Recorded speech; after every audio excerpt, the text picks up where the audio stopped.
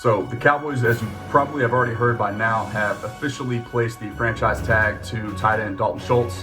That figure will hypothetically land him $10.9 million by, you factor that in by taking the average of the top 5 highest paid tight ends in football, add them all up, divided by 5, and boom, that gives you your Dalton Schultz franchise tag number. So that is not set in stone. Obviously, Dalton Schultz has to sign that franchise tag before he's guaranteed that. The ongoing negotiations will continue through July, in which the Cowboys will have that up until that time to officially negotiate a long-term deal with Dalton Schultz and get that cap number down, or have him go ahead and sign it. So this isn't done yet. It's gonna be a process that continues throughout the next few months into the summer months and up until July. So there was some talk and maybe some thought that the Cowboys would elect to franchise tag Randy Gregory. But really what it boils down to is the top 5 defensive ends in football, when you add up all their contracts and divide those by 5, that number comes out to about $8 million more than what it is for tight ends. So that's really what it comes down to. The Cowboys saved $8 million by tagging Dalton Schultz as opposed to Randy Gregory. Prior to the designation of the March 8th deadline for the Cowboys to place the franchise tag on Dalton Schultz, which happened yesterday at 3 p.m., they were still $21 million over the cap. And so you might be thinking, well, how does this all make sense? How does this all play in? Well, the Cowboys gave themselves some flexibility. You got to think of this like as a puzzle. That's kind of how I think about it. Stephen Jones and Jerry Jones and the rest of the Cowboys, front office executives are all kind of putting all this stuff together, evaluating current contracts, guys that they have a plan for in the future, that they can save money and flip their contractual switches, which they did so a few days ago. I think it was 2 days before the deadline, the franchise tag deadline. They flipped Zach Martin and Dak Prescott. They saved $8 million by doing so for Zach Martin, and they saved $15 million for this year by flipping the switch for Dak Prescott. So they're still right on the cusp there, which brings us to the whole point of why Amari Cooper may or may not be cut.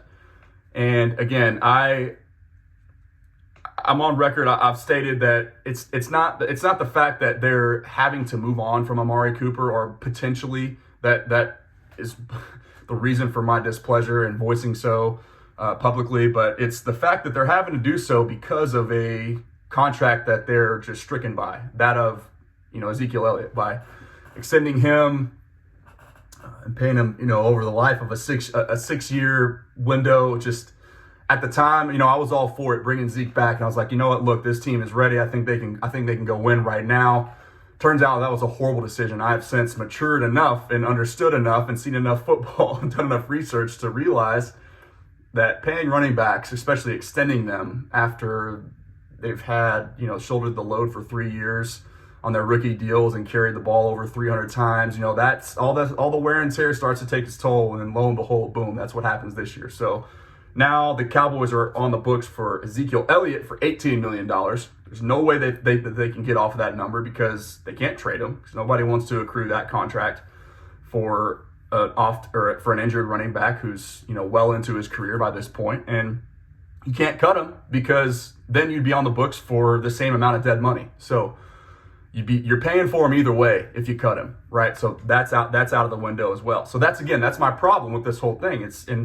And I voiced my displeasure as well with Dalton Schultz getting his franchise tag, and it's not anything against him. I think it's a cool story. A 4th-round pick turns himself into a $10 million player, especially when you consider what, going into last season, he wasn't expected to be a focal point of the offense. He turned into that by default, more so. But I just personally believe there's a lot of talent in this tight end class. That's been well documented, and I think we saw that on display at the NFL Combine last week. And I just thought that the Cowboys could have gotten, maybe 80% of the Dalton Schultz production, 90% possibly, for a fifth of the price. So again, tight end is a tough transition from college to the NFL. So I understand maybe Dak Prescott's behind the scenes lobbying for the Cowboys to keep him. And so maybe we have to take that into consideration. That's certainly something that is very possible. We don't know that for sure, but that's why we're here to speculate, right? So they saved 15 by restructuring Dak's deal, and they saved 8 by restructuring Zach Martin's deal. So again, this is all salary cap gymnastics that's happening. That's why we're having the Amari Cooper discussion.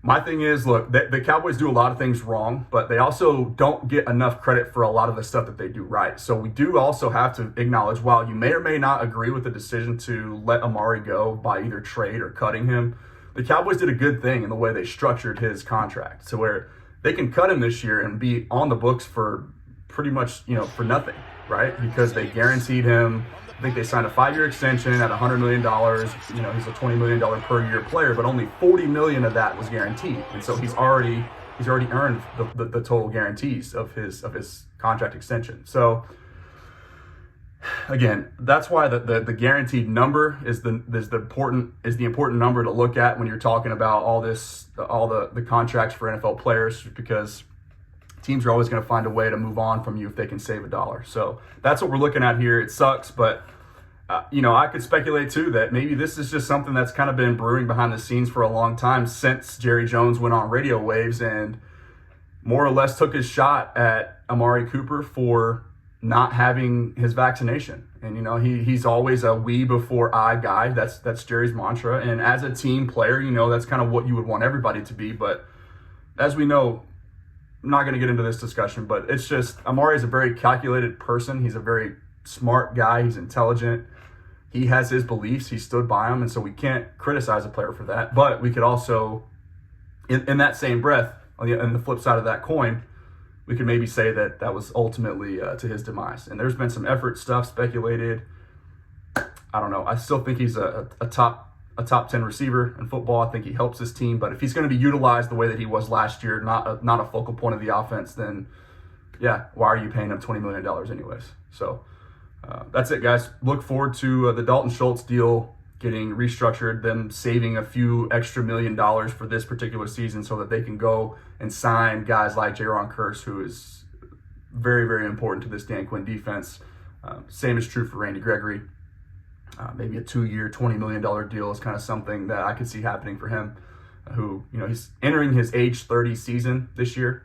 He only has 16 career sacks to his name, 6 of which came this past year. So you might say teams are going to use that against him, saying, most of your production came in one half of a season and you were hurt last year, you're about to turn 30. So maybe there's not as big of a market as we think, though I am of the belief that Randy Gregory is a difference maker on this team and as an edge rusher. So we'll see. Stay tuned for more, guys. Thank y'all for listening, and I will talk to you soon.